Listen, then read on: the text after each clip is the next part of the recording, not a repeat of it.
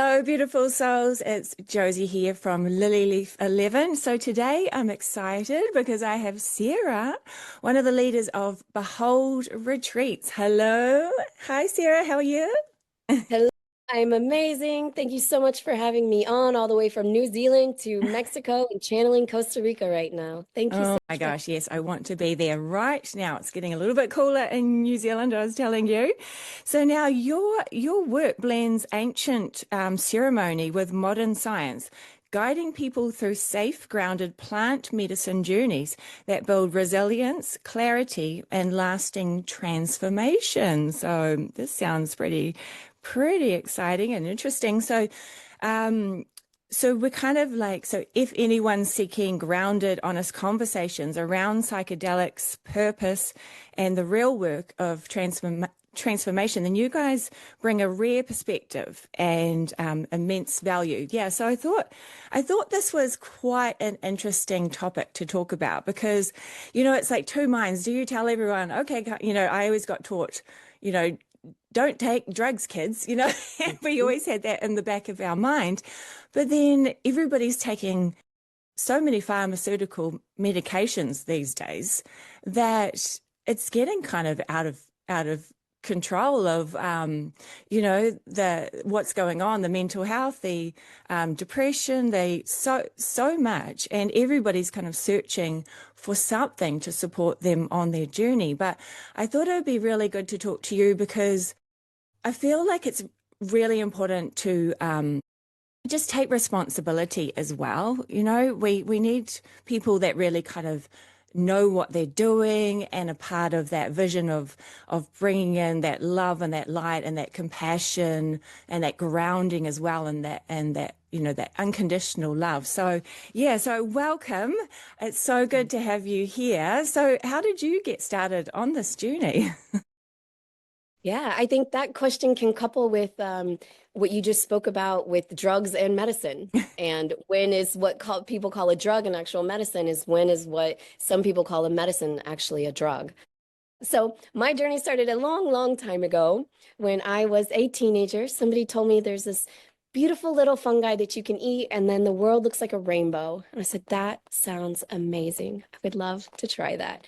And so it started off with pure curiosity. And for years, that's how it developed was curiosity. Looking back, I now know that my spirit was saying, this is how we stay in alignment. This is how we stay sharp. This is how we maneuver in a world in which we will ask the questions, does this make sense to me? When a lot of things in society don't make sense. And so it was a piece of my staying awake, little bits at a time. And there were periods where I fell asleep, probably a decade, probably a decade of not asking those questions as sincerely and having the ears to hear them. And so that's how I started, was curiosity. The shift into wanting to have spaces for other people to receive these kinds of medicines came from recognizing that people are starting to offer this in spaces that are not safe. And so a lot of people hear about set and setting.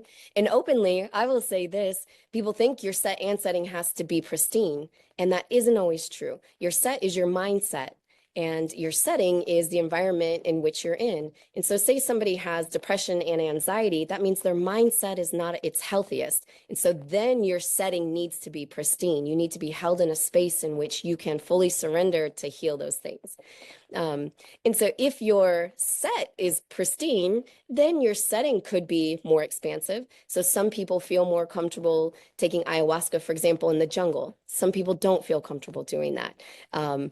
I think a perfect example of a poor set and setting would be taking 3 drops of LSD and going to Las Vegas. If you are not very stable, that could be a very dangerous and unsafe space. And so that's when I shifted from my own personal curiosity to providing really great settings so that people can come from a space in which they can dive deep into the medicine. And so I think that's one thing that keeps us apart at Behold Retreats is we create a setting that people can physically feel safe and comfortable with. Trust is important to us to know that they are being held by trustworthy people and that the medicine is, they can trust the medicine and trust the team. And so we have traditional ceremonies. And then in a space when we're outside a ceremony, we're resetting our nervous system. We're taking care of ourselves. We're in a state of what makes us get more grounded so that we can go into ceremony again and go through that process again. And so Yeah. then I'll mention the drugs and the medicine part. So that gap for me happened because I was experiencing some of these in my teenage years, and that war on drug propaganda came out, and I thought, you know what? These are really intense experiences, and my brain is developing, and it worked on me. And so I stopped doing any type of psychedelics, went into college, and then went into a sales force, which meant shifting into drinking. And so then there was a time where we have to start asking ourselves, even though this is socially acceptable, is this healthy? And same with medications. And there's so much value to Western medicine and Eastern medicine. What we do is neither. It's Southern medicine. It's a completely different thing. Western medicine is superb at surgeries. If I need a surgery, I'm doing Western medicine. If I need acute pain relief, Western medicine has figured out acute pain relief. The problem is they extend it into a lifelong, let's take pain medication, as opposed to let's heal the core, let's heal. And so that's where the plant medicine comes in. It says we're going to heal the core. And so I think as people start having even light awakenings, saying, I'm just going to start asking questions, they can say, does it make sense to me that I can take something prescribed, although the side effects is hurting me? Is that a medicine or is that a drug if I take it for a certain period of time? Am I addicted to it? And then there's other things that people call drugs that they're not addictive. They can heal something to your core. And so they're starting to shift. Actually, I think that's a medicine. And so I love that that awakening is happening. People are starting to ask the questions and be more open. Yeah, definitely, for sure. So do you feel like plant medicine, do you feel like sometimes, if people keep going with it, does it become an addiction? Is it like is it for teaching? And then once you've kind of learned and you're feeling better, then you don't need it anymore? Or do you feel like people keep needing a Yeah. little bit or? So I think there's different areas. And so our ayahuasca retreats, we call them the guide inside because we are leading people back to themselves. If you ever continue to need something, Mm. or chase an experience, chase a conscious experience, an enlightening experience, but you don't embody it, then you're just chasing something. And so we work really hard to get people to embody what they learn so they don't have to come back. And as much as I love our guests and I want them to come visit, they don't need to keep coming back, especially for the same healing. I believe to my core, experientially with myself and others, that we can heal and let go of things forever. Now, other pains will come up, and hopefully we'll have the tools to process them so they don't turn into trauma or suffering, really. We will have pain, we will have trauma, but do we have the tools so that it doesn't turn into suffering? But my goal is that people can do this one time. Come one retreat and then they are complete. Now, when we see people come back, is the integration piece, life happens. And so sometimes they're very strong for a month or 6 months, and then they see themselves like life has caught up. So they want to do an upgrade.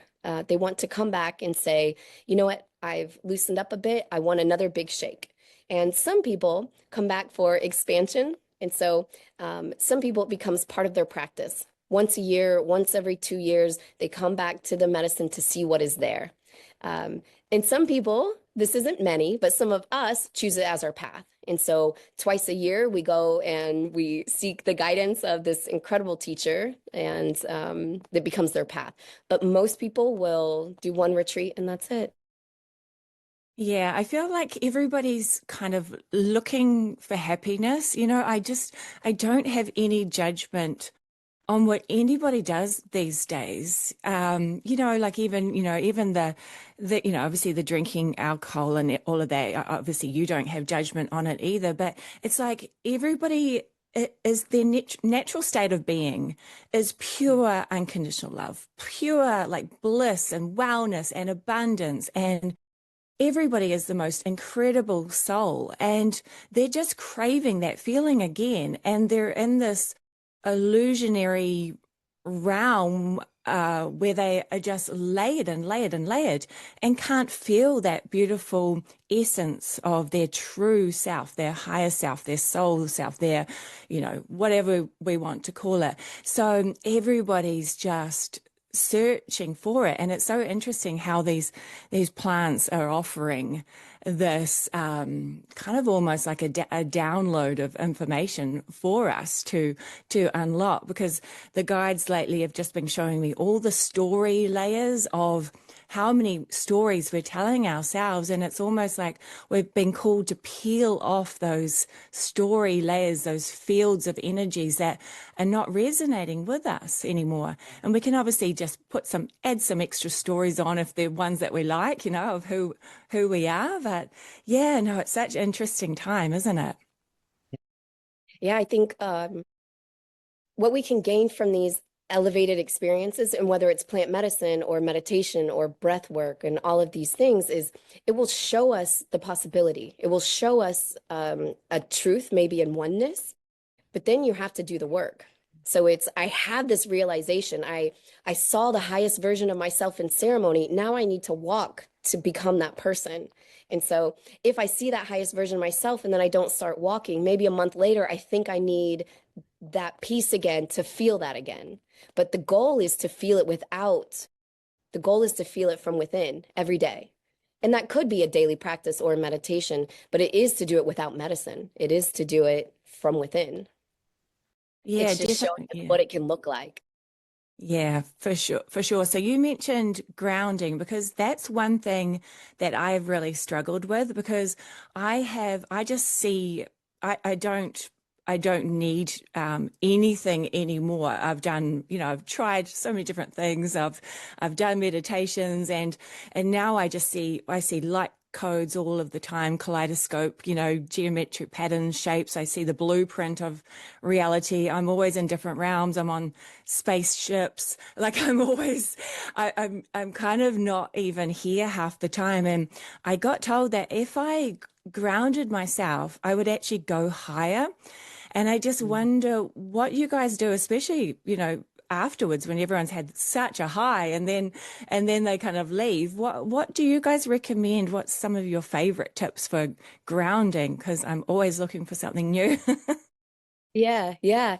And I love airy, the opposite of grounded. Airy is Yeah. an amazing space to be, and it's where there's creativity and you're connecting with all of these things. And I don't know about everyone's experience, but grounding is how do we anchor that into our daily life? And so we can have an experience, and many of them are what people would call ineffable. So ineffable, hard to describe, or impossible to describe. However, for humans to anchor something in and bring it to our life, we need to put language to it. That's one of the ways in which we anchor it. So if you think about a dream, we have very vivid dreams and we wake up and they dissipate in 10 seconds. If we put language to it in our head, we describe the dreams within our own language, then we might have it for half a day. If we write it down, we have it forever. And so some of these experiences are the same, in which that grounding, that anchoring it in, one of the ways is to put words to it. And then to say, okay, this is what I learned. This is what I downloaded. This is what came to me. How do I want to bring this into my life? How do I want to embody it? Embody is a word similar to integrate or implement. So some people read a book. Somebody has told me they read 52 books this year. And I'm like, that's incredible. Did you integrate anything in your life? Did you implement something? You could read a book and then that's it. But did you take a nugget and then put something, implement it in your life? So in our retreats, it's did you integrate anything? It's an airy experience. Did you embody it so that you can show up that way day after day? And so that's the work that we do. That's the work that each guest has to do, each human has to do. They come and have a very powerful experience. And then the difference between 5 years from now saying, oh yeah, I did ayahuasca once. It was really powerful. Or 5 years from now saying, I did ayahuasca 5 years ago and it changed my life. And a hint, ayahuasca didn't change their life. They did. They did the work afterwards to say, I want to be this highest version of myself that I saw tomorrow. I'm going to start tomorrow. I'm going to start right now. And so we work with people of what do you want to change? write it down, and how are you going to hold yourself accountable or an accountability system and do it? Yeah, I think that's so valuable because we just haven't been taught to take responsibility for ourselves. You know, we just kind of always rely on somebody else to do it. It might be the teacher or the parent or the government or whoever. We're always like, oh, you know, they can sort it out for us. But the power is within, you know, taking responsibility.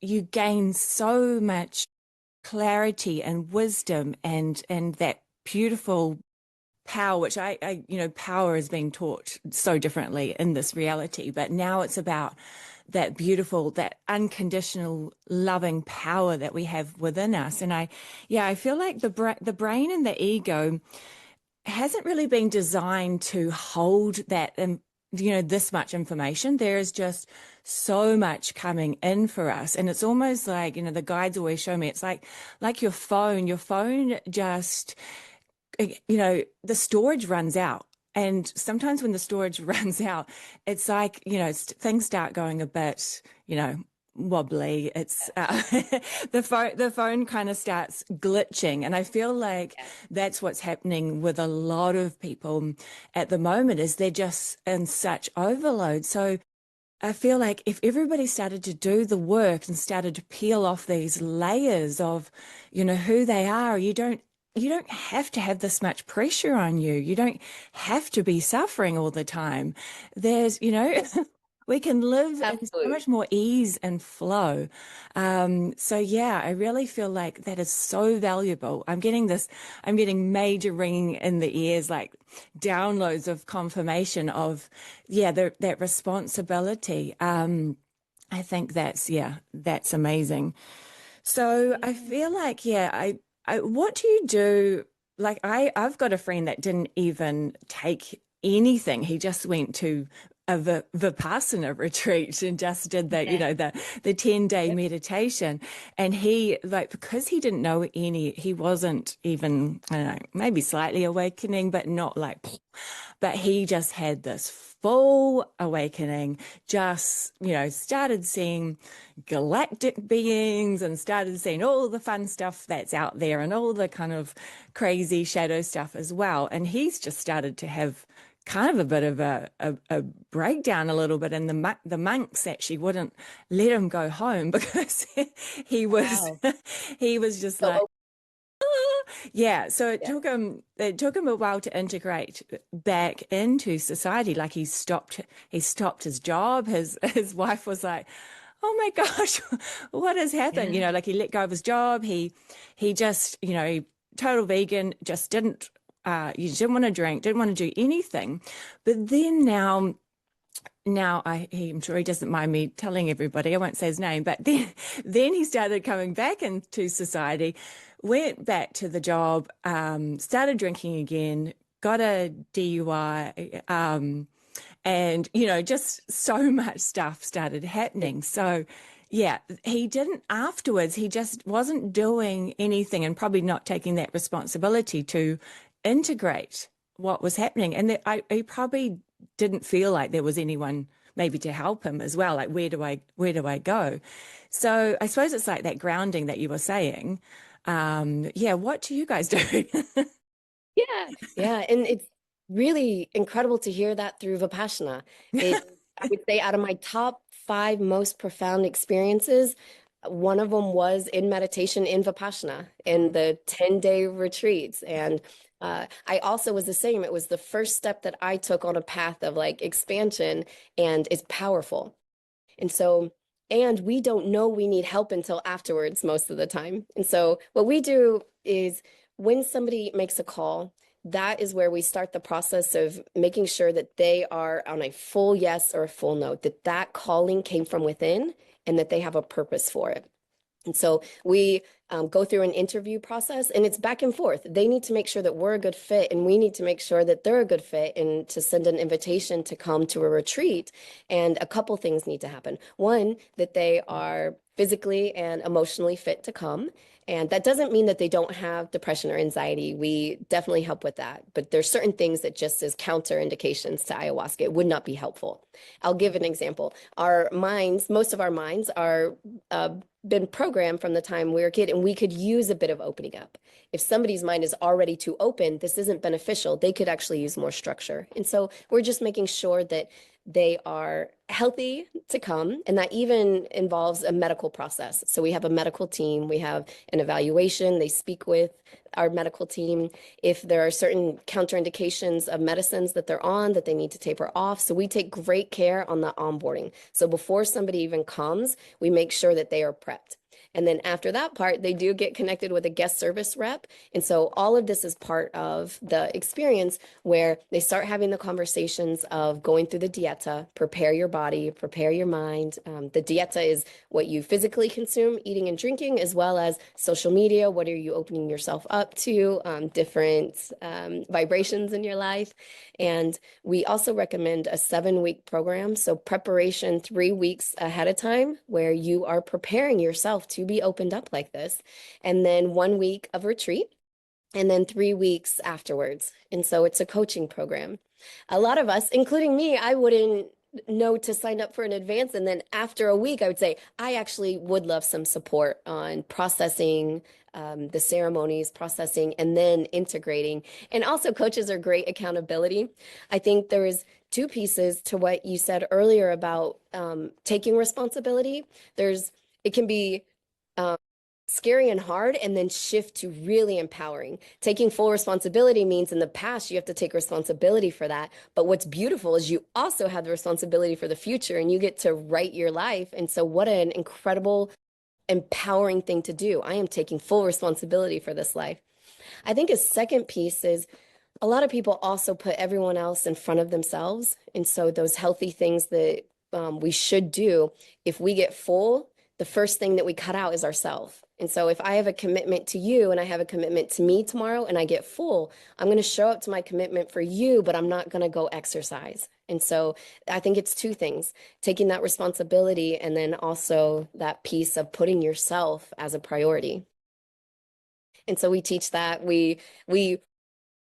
this isn't from ego. It is a sincere desire. We want to work with people that will commit to changing.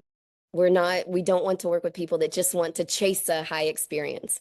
We want to work with people that are committed to being on a path to becoming a good version of themselves, to getting more connected with nature, to waking up and Yeah, healing, really yeah. healing. Yeah, I think that's so valuable, and that's what's so important is to make sure that you're doing this with people that really care, and I love that that responsibility is taking responsibility is empowering. That is, I love to say that. It's so true. You just feel so empowered when you take control of your own life. You realize finally that you are the creator of your own reality. And yeah, you can write your story, write your play, write your movie, write your game. You are it all. So you might as well just have fun with it. And we don't really want to waste this lifetime. I know there's a lot of kind of people, I don't know if I want to say spiritual people, but there's a lot of people that don't want to really, they just want to wait to pass back now to the other realms because they're like, oh no, this isn't the real reality anymore. I just want to kind of go off and I'll just wait till I die now, and then I'll have a great old time. But I feel What an like interesting concept. Yeah. Why not have fun while you're here before you go exa- there? exactly. The thing is, when I look at my soul plan, my blueprint before I came in, I see, I remember myself with my guides, and we were kind of writing down what I would do that kind of, I could see the three main timelines, frequency lines that could play out. And it was like, well, this is what I volunteered for. This is what I came in to do.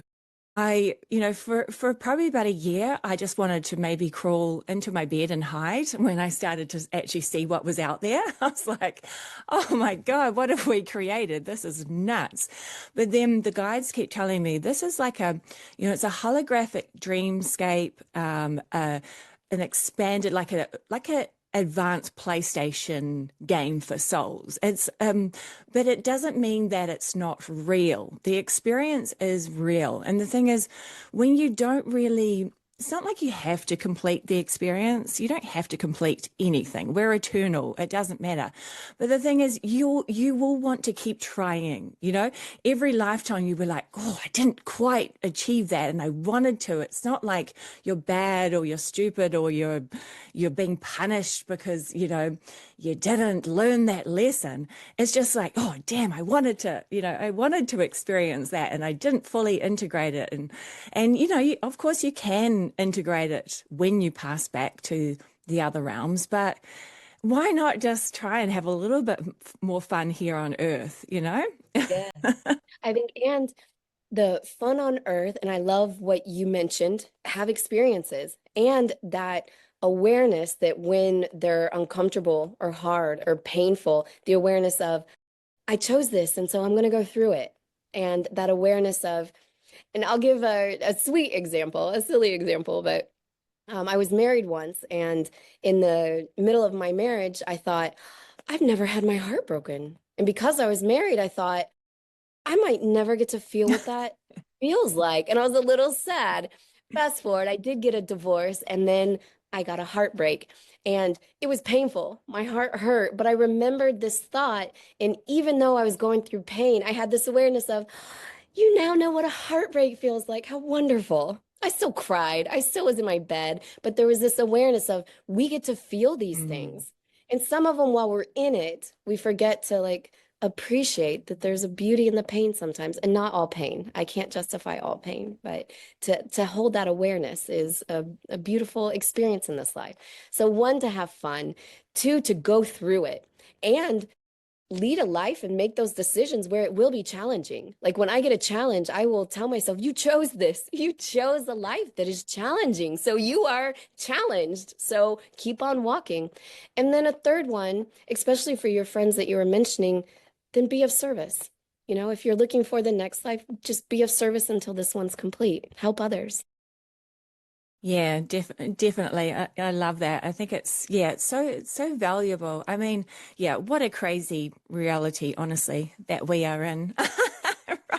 Like what? That's when I started to think this can't be the fully real Yeah. reality because it's so insane.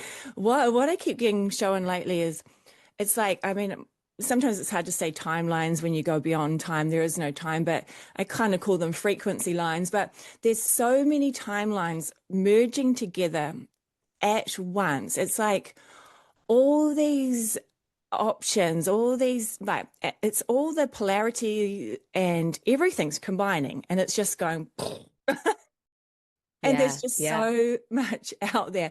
And it already has been everything, in a Mm. quantum universe, quantum continuum, everything's already been created. Everything is already out there. But so obviously it's, what we're focusing on is what we're creating. But there's also that, the darker, the shadowy side of reality as well. And what I do see a lot of times when people, they'll drink alcohol, do drugs, or even I'm seeing, in the plant medicine, it's like these kind of entities come out because Mhm. they love to kind of feed on the guilt and the trauma and the shame. And so what do you do, if somebody's experiencing that in one of your ceremonies or, just within the retreat? If somebody is Yeah. seeing these kind of, these crazy entities that are out there. I mean, now I've got so used to them that I'm just like, guys, like off you go. Like I just don't even care. They don't scare me. I just Yeah. laugh now and they just kind of get annoyed at me. Because I'm always like Yeah. I'm all over the universe, and there's I see, yeah, honestly the most craziest beings. But yeah, what do you do? Because some people aren't quite used to that. Yeah, so a couple layers here. I mean, Yeah, 1,000 layers yeah, here, yeah, but I'll touch on yeah. a couple of the layers. So, one, our ceremonies are traditional ceremonies in which the shaman cleanses the space, and that's his job. His first job is someone's 3D physical safety, but that's also a part of his work is to hold that container and cleanse it and clear it. And so, when those entities come, that is the work of the energy in the room and the cleansing and clearing of the room. On another layer, some of that darkness is the human's interpretation of their own guilt and their own shame. And so it's not an actual entity in some other level. It's something that they have created that they need to look at. I'm going to go hippie here, love, and then let go of. And so guilt and shame, for example, for me, every emotion has a purpose. Shame, maybe not shame, but guilt. I'll use guilt as an example. If I have a feeling of guilt, then that means I did something out of alignment. Then with awareness, I'll look at it and say, okay, you did something that you maybe were impatient with somebody and you were unkind, or I didn't stand up for myself. And so do I need to apologize to them? Do I need to apologize to me? And then I get back in alignment. So that guilt had a purpose. It brought me awareness to take an action, and then I let it go. The problem is people don't let it go. They ruminate on stories. And shame is when somebody else is telling you you should be guilty. And so I don't really see a strong purpose in shame. And so a lot of the work that we do on retreat is holding that awareness, and it's a constant state of letting go. Letting go. These things don't serve you. Let them go. If you need to take action, and then let it go. Become lighter. Yeah, I think Yeah. that that's also valuable because, especially I was finding the part about that these entities or energies are just within your, I don't know if I want to say imagination, but they kind of, they're a real experience, but a lot of it is obviously what we're creating. And that it can just, you can just collapse that field of that belief system and the Yeah. whole, that it just goes. I Yeah. think was it? An incredible, oh, Sorry, go. Yep.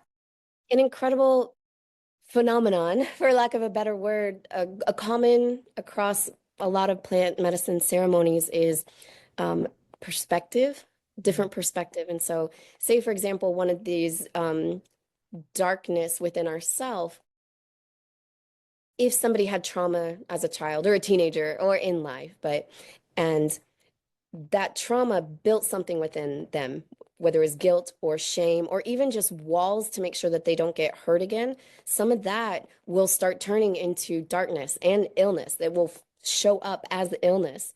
And so we work to unblock those things, and that perspective of loving yourself, of seeing it from an angle at which you are a beautiful, incredible human being. And let's go back to that. Let's go back to your spirit. Some people don't connect with the word spiritual. I understand.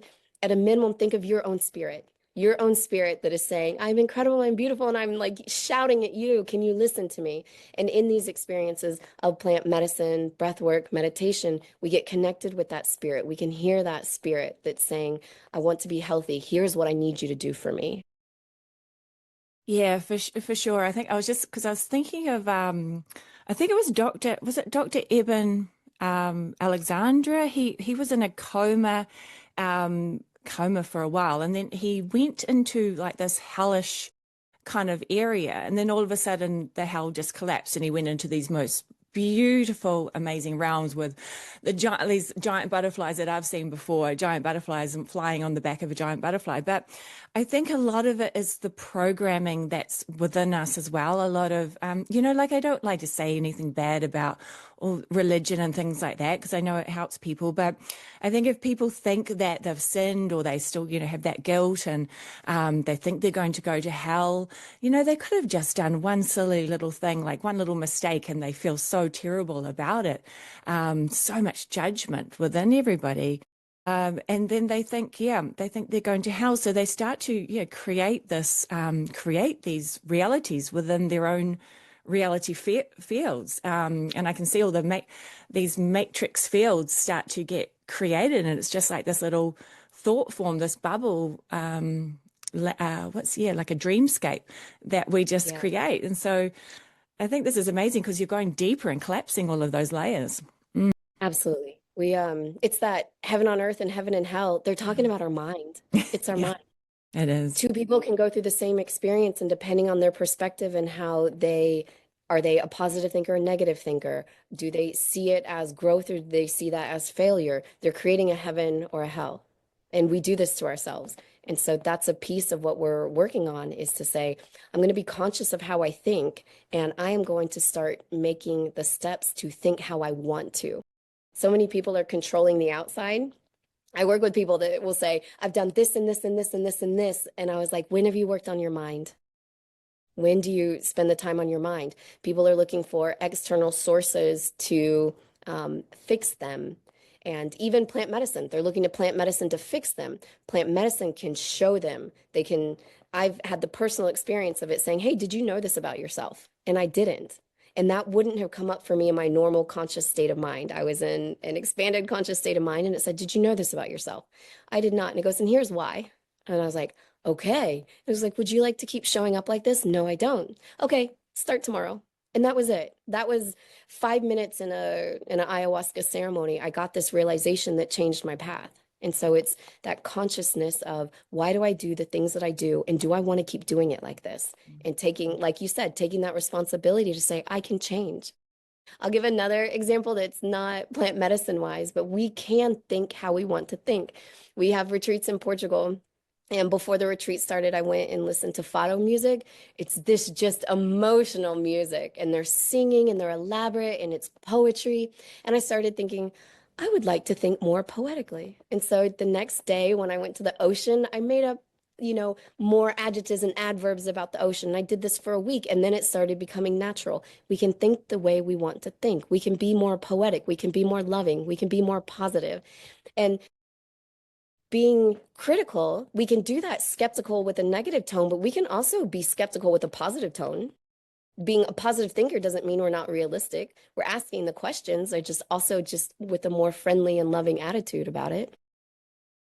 Yeah, I think it's so good to take a look at your thoughts and what you are, creating as well. Because like, I don't know, a lot of stuff though as well is not even our thoughts. A lot of it, there is so much going on out there. Some, we need to take a look at what our programming is and what our belief systems are. But then there are also so many thought forms as well that I can see. I went to a concert last week and there was 5,000 people. So I saw way more than 5,000 thought forms. I saw everybody's thought forms pop out of their head. I was like, oh crap. And it was just the basic thought forms though. It was like, oh, did I lock the house? Or did I add that to my shopping list? Like it was all the basic stuff. And I was like, holy moly, there's so many thought forms. And they were kind of crossing over and intermingling, which meant that one would drop down into somebody else's consciousness into their own reality field, depending on what vibration they were attracting, like what frequency they were resonating on. So they were attracting that of like, oh, did I lock the door as well? And it's like, oh my gosh, the thought forms that it was just insane. It's like, no, no wonder we're going crazy. Uh-huh. Yeah. And that speaks to the importance of building our own vibration. And so a lot of people talk about protection strategies, and I agree. People need protection strategies, but then there's a point where it's like, I am going to strengthen my vibration. We have gone into parties and we'll see somebody and they'll say to you or you say to them, I really like your vibe. What does that mean? It means you like their vibration. I was once at an event, everybody is having an amazing time, and one person came in and their vibration was low, and everybody started like becoming more aware. And I was thinking, how strong is our vibration if one person can pull us down? Let's strengthen our vibration. And you're giving me even more reason to continue on that topic, because if we are in a collective consciousness, which I believe we are, then we are getting other people's vibrations. I want high vibrations and I will receive them if I'm there. And so we do practice tools here on retreat, which is tools for life, tools for ceremony, and half of them are how do you raise your vibration? How do you consciously, what tools do you have to raise your vibration? Yeah, that's amazing because I'm finding now the guides keep telling me we don't have to keep dipping down now. You know how we would try and raise our vibration and then we'd dip down just to go to that level of where other people are at with that, the fear or the worry or the sadness or the concern or the suffering. Sorry, it's like I feel like my throat chakra is clearing. And it's like the guides are saying you don't have to dip yourself down anymore. You can raise your vibrational resonant frequency to like so that people will start to come up to where you are now rather than you having to go down, because when you go down into their suffering, it doesn't help them, that number Nope. one, and it doesn't help you. It It hurts you. actually can make you ill as Yeah. well. And then they're ill, you're ill, everyone's poor. Yeah. This is so this is also where I look at compassion and empathy, having compassion and saying, you're a human and I'm a human and I do not want you to suffer. And if there's anything I can do for you, I will. But I'm not going to take on your pain because if I do, then I can't show up to do the work that I do every day. As you can imagine, I meet a lot of people with a lot of trauma.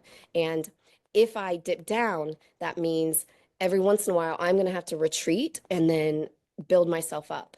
And so our amazing, we call him our guardian. He's the first people that somebody talks to when they contact our organization. He says, "I'll throw you a rope, but I'm not coming down there." And so we'll throw people a rope, but Yeah. we don't have to go down there with them. We don't have to feel people's pain. We can show up, we can make a difference. But I want to be able to show up every single day. And I do that by taking care of my energy through strengthening, protection and strengthening. Yeah, yeah. There's a channeler that always says we're going up to the penthouse and we don't need to keep going back down to the basement. We're all, Yeah. always digging around in the basement. We Yeah, don't need yeah. to anymore. No, it's a very exciting time. So the retreats just sound really beautiful. So how many do you do a year? Do you do a few a year or? Yeah, so we have a couple retreats every single month. And Oh, so wow. Costa Rica is our main location, and we also have retreats in Mexico and Portugal. And so every month we receive people and work with them a week at a time, or 7-week program, but a week on retreats. Mm. Yeah, it's our Oh, path and our purpose, and wow. just honored to do the work. What a nice place to do retreats, all those places. Amazing. Really liked how you were talking about the shaman as well, putting up that beautiful I don't know if you call, I don't know if you call it a bubble of protection because obviously, we Yeah, are all that is. So we don't, it's a hard one, isn't it? Saying you don't actually need protection, but you do need protection. It's like you don't, if you're yeah, at that higher awareness, you don't need protection. But some of yeah. us just need that little bit of, I don't know, just, yeah. Absolutely. And well, I mean, you hit the nail on the head. It's some of us are healing and Mm, some of us are expanding. And some people come for healing and then surprise, they have expansion. And some people yeah. come, their intention is expansion, and then they see some pieces in which they need healing. And so it's like when our immune system is down and we're sick, we need to take care. We need to protect ourselves. And then when we're strong, we're in a state where you're right. We don't need that protection because we are healthy and able to those different vibrations that come in, transmute them, shift them, not affect them, or help the person that is sending that vibration. Yeah, I'm being shown like my guides end up putting this it's kind of like my higher consciousness goes around and puts up this, it looks like a grid like of geometric, actually it kind of looks like where you're at as well, like this kind of dome. It's like this, I don't know, it's kind of weird. It unfolds like there's geometric patterns and shapes and it just goes duk, duk, duk, duk, duk, duk, like this building block of duk, duk, duk, duk, like a whole protection field. And it's almost like I can see it now because I'm tuned in, because I've cleared so much of my old belief systems. I have more of that clarity now. I don't have as many crazy thought forms passing through. So yeah, it's really nice when you start to connect to your true self again, your higher self, or your expanded awareness, your guides, whoever you want to connect to, you just start to create this more, I don't know, just this more flow state. I'm not saying there's no challenges because we came to Earth for that, the polarity. Of course, if you're in this construct of duality, you're always going to get a positive to the negative or a negative to the positive. But it's like you said, there's that state of awareness, of perspective, of, I could look at it as though this, I've gained an experience within this challenge, or you can just be a miserable, be miserable and a mess. Yeah, but I know it's really hard saying that. Some people really can't pull themselves out of that, the depression, the anxiety, that mental health, because we are getting bombarded. So, yeah, I think I love what you guys are doing you said it's a week, but then it's 7 weeks at the same time. It's not just, you're not just in and out, with one day, like, here you go, guys, take this plant medicine. See you later. Yeah, yeah. Because we want to change the world, and we do that through having people that go through an integration process, that don't just come and experience and then leave, but truly embody, implement, integrate into their life. Yeah, I think it's really valuable. So you guys have got you've got YouTube as well, YouTube channel, which is really cool. And then Instagram, Facebook. So Yeah, yeah, if you, oh, go ahead. there you go. Yeah. I was saying if you look up Behold Retreats, you can find all the things. Yeah. Yeah. Yeah. And you have, website as well, for sure. Yeah. Yeah. No, Yeah, that's come yeah. find us, make the call. And even if somebody doesn't choose Behold Retreats, go through the process of selecting a few places, making the phone call, see what resonates with you, pick a place that is safe. I think that we should practice in traditional ceremonies and just ask a lot of questions. The first call that you speak with anybody in any organization, that's how it should feel, a back and forth question and answer. It should feel good. Yeah, no, it's amazing how you guys are drawn together as well with an incredible team of people. I think it's so nice to have that the like-minded and just just feels really professional. That's what I Yeah. like, that's what I like. And I think that's why, like just doing this podcast with you, I just thought, oh, there's so many people that are just they don't know where to go or what to do, and they're just doing stuff that is, I don't want to say half-assed, but it's like, they're not really thinking and Yeah. having that proper, like, especially you've got the kind of layers down pat now of where to first, where to in between, where to after type thing, Yeah. which I love that. Yeah. Our team is amazing. I love every human that's on our team. And half of us did um the first plant medicine ceremony with no instructions, with no preparation, with no integration, including myself. And so I fundamentally know from my own experience and then experience of half of our team and other people in Costa Rica, because Costa Rica just is an energy draw. And so there's a lot of medicine people in Costa Rica. And I know to our core that the safer we feel, the deeper we can go.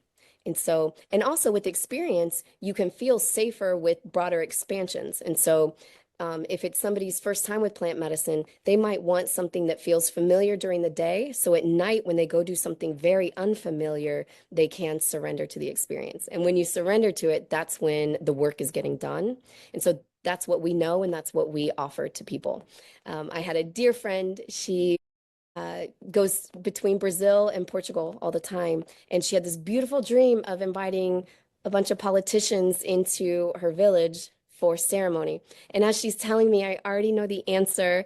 And so she invited them. And I said, did they come? And she said, nobody came. And I said, because you're inviting politicians who have a certain lifestyle that are going to have to get on a plane and then another one and then a bus and then a boat. And they have to take certain precautions so they don't get sick. And then they're going to go to a traditional ceremony. You're asking a lot. And she's like, I need to find them a comfortable place where they know after ceremony they can go and take care of themselves. They can get a warm shower and go into an AC room and a comfortable bed and adjust themselves. And so I love going deep into the jungle. I think that there's a great benefit in that. But there's a lot of humans that are called to this medicine that they won't do that. And so we're providing a space where a variety of different people can come to the medicine and feel comfortable so that they can go deep. Interesting.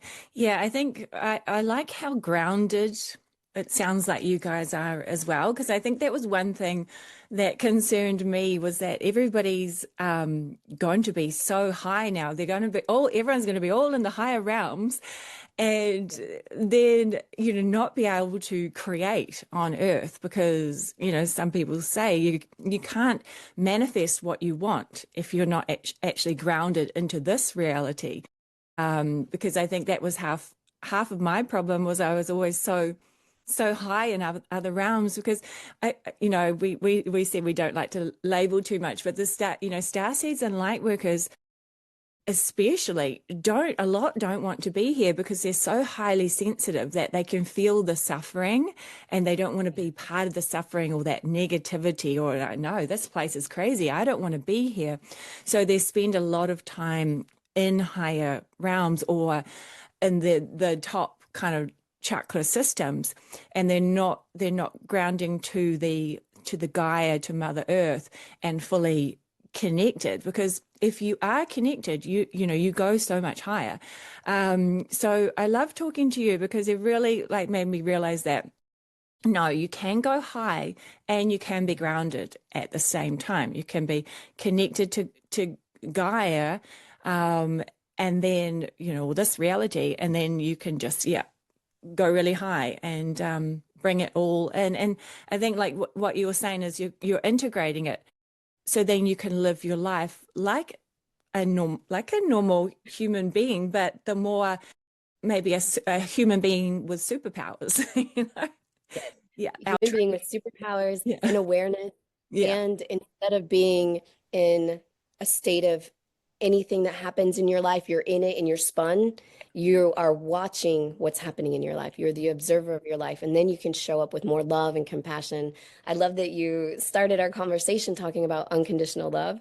I generally don't say this on a retreat. I wait until it comes up. But when someone talks about love, I know that they found the answer when they talk about love and unconditional love and that we are love. The hippies had it right. It's all about, and sometimes where people uh, miss the mark is they confuse love and energy. So my love is unconditional and it is unlimited.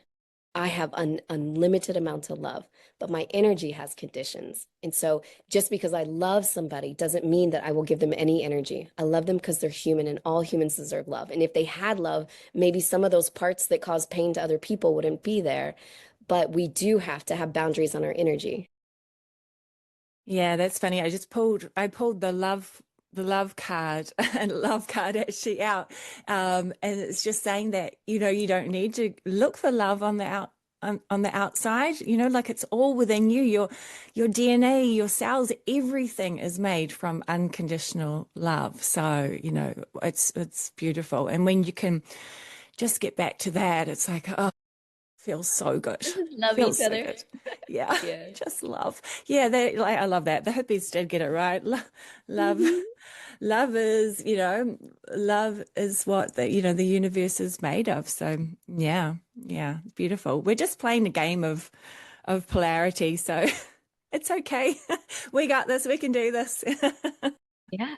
And then we still get to show up as you were talking about, like in this realm. So we still have work. People still go to their jobs. They just go to it with a different vibration. They'll still go to even so. I love it when certain occupations come to our retreats, and we have had politicians come to our retreats, and we just get so excited. We've had scientists; those are amazing because they bring in some data points into their ceremony that comes out in real beautiful ways. But I can think of two politicians now, and one of them went through the ceremonies and he came out just saying, I'm reinvigorated. I'm going to go back with the original intent and purpose of why I went into politics in the first place. And we're like, yes, go. And the other one was like, I'm going to quit. I'm like, no, you're supposed to get this and go back into your lives and make a difference in this loving way in a certain structure and change the structure. Yeah, that's interesting because I am finding a lot of people want to quit their jobs or just move into something more spiritual, but everything is spirit. You know, everything is. It's just how you do it. I keep telling everyone that that proverb, before enlightenment, chop wood, carry water. After enlightenment, chop wood, carry water, because everything is energy. Everything is consciousness. Everything is awareness. So it's not like because you're in a that certain type of job, it doesn't mean you're not spiritual. It gets a bit ridiculous, doesn't it? Sometimes. Yeah. It's when I first moved to Costa Rica, I had a totally different lifestyle. I was in financial services. So like suit, bun, high heels, the whole thing. And so the first person I met that called themselves a healer, I had never heard that word. And so I was like, tell me more. And as I got to know them, I recognized memorizing the chakras doesn't make you a spiritual person. Being kind and loving makes you a spiritual person. And you can do that on a path of yogic path or on a path in a corporate environment. So Exactly. Yeah, exactly what you I said. love that. Yeah. Yeah, one of my favorite channelers, she used to work on Wall Street. Yeah, so it's like I love it. Uh-huh. Yeah. Yeah. And that is definitely a game. That is Yeah. a Oh yeah. man-made construct that she Yeah. is Yeah. in the middle of. Yeah. Yeah. And she's great with finances. Yeah. I love it. Oh my gosh, it's been amazing talking to you. I just want to jump in there. It looks, oh my God, it looks so beautiful, and the vibe. I love You the visit me and I'll energy. come to New Yeah. Zealand. That's a Yeah. dream of mine. Yeah. Well, there we go. Sounds good. It's a deal. Well, thank you for joining me. So yeah, so everybody can just I'll put the details below anyway for the retreats and the Instagram link and YouTube link. So yeah, well, thank you for Thank you everything. so much.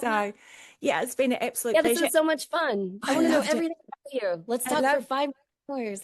Oh, same. And but you've got like something else in a few minutes. Have So a ceremony tonight. We in about 1 hour we're going to be walking our beautiful human beings into ceremony. And so Mm, yes, I, I have a date with destiny right now. I love that. I'm already seeing them. They're excited and they're preparing, and the energy's amazing. So have fun with that. Yeah, well, thank Thank you. you for having me. Have a beautiful day. Thank you so much. See ya. Ciao. Bye.